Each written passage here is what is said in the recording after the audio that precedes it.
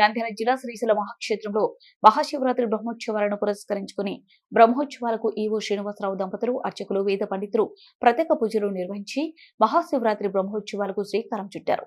ఈ బ్రహ్మోత్సవాల సందర్భంగా సాయంత్రం ఆలయంలో బేరి తాండవంతో సకల దేవతలను ఆహ్వానిస్తూ ధ్వజారోహణ, ధ్వజపటావిష్కరణ, అంకురార్పణ పూజలు నిర్వహించారు.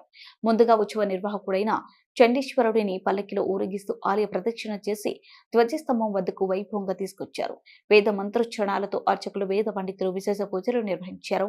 మహాశివరాత్రి బ్రహ్మోత్సవాల నిర్వహణకు సకల దేవతలను ఆహ్వానించారు. సకల దేవతలను బ్రహ్మోత్సవాలకు రావాల్సిందిగా వేద మంత్రోచ్చరణాలతో ఆహ్వానించిన ధ్వజపటాన్ని ఆవిష్కరించారు.